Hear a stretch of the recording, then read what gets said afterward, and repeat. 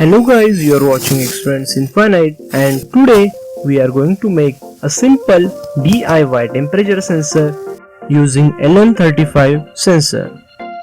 This is simple Arduino based temperature sensor.